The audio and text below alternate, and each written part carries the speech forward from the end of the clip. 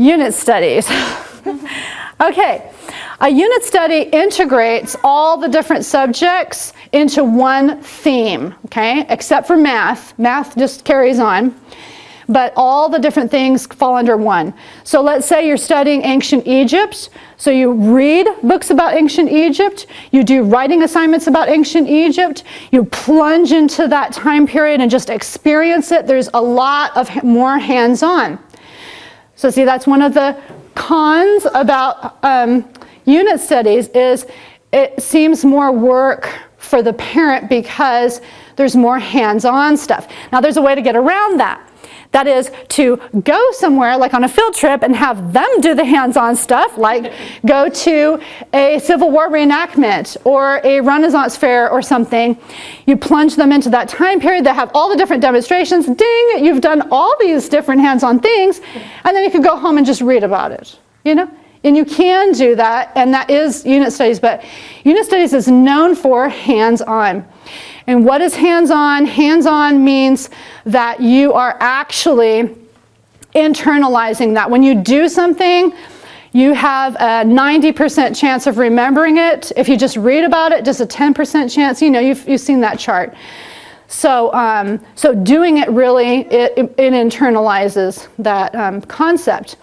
Now, not all unit studies are created equal. Some unit studies are just trivial, like about a train or something, and who wants to do that? You know, but if you create your own unit studies, like time periods, you know, going through all of time, that lends itself well to unit studies. Same with science. If you, we did botany one year, we did a full year of botany in 4 months, because we just splashed into that and they learned tons about all the different veins of the leaves. They were fascinated because we just plunged into it, and all that we were writing and all that we were reading about was about botany, either leaves or looking at seeds and how one of them looks like a little paintbrush, and oh, cool, you know. So you get much more time to digest that topic, okay? So, lots of field trips, hands-on activities, and things like that. Okay, so one of the pros is there's a greater retention of material. And this is true because all the things are integrated together. You have more schemata in your brain to hang it on, and you're much less likely to forget it. I mean, we studied human anatomy like maybe 8 years ago, and the kids still know all the parts. Okay? And I didn't review it. And it's because we were bringing it to life. You know, we did a lot of hands-on stuff, experiments and stuff like that. So experiments are definitely more work. Field trips are not more work. You just go. Crafts, do you have to do crafts? If you're not a crafty person, you don't have to do crafts. You can still do unit studies. You can use, you know, videos to show demonstrations rather than doing it yourself, for example. And yet they still see a hands-on, oh, look how that worked in physics. I get it now, because they can, you know, understand the process of that. So that's super, it makes it more concrete and more alive. Okay, so students of all ages learn together and do assignments on different levels. Okay, so if you're using textbooks, you probably are doing it age graded, and all the kids are having different separate textbooks. It's almost like they're just sent to solitary confinement in their rooms until they're done. If I was using textbooks, what I would do is I would teach to the oldest and use one textbook and just do it that way. Because there's just so many little, you know, it's just, yeah. Either the kid has to digest so much information by themselves and it's kind of lonely, or if you're teaching them and teaching this other kid a different science and teaching this kid a different science, it's just, that's too much for you. So condense it down to just one science. Even if you're doing textbooks, I recommend just doing one, you know, topic in science at a time.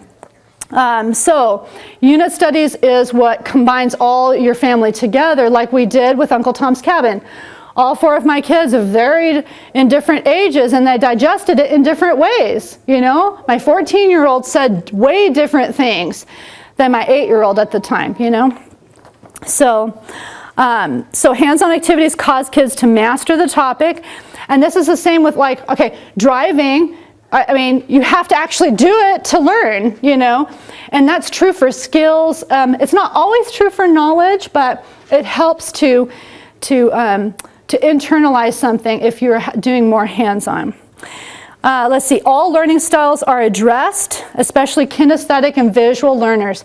There are some of your kids that are kinesthetic, and if you don't do a hands-on activity once in a while, they're not going to internalize that very well. And so you've got to keep in mind the personalities of your kids as well. And one thing that I do for unit studies is I use older kids to set up things.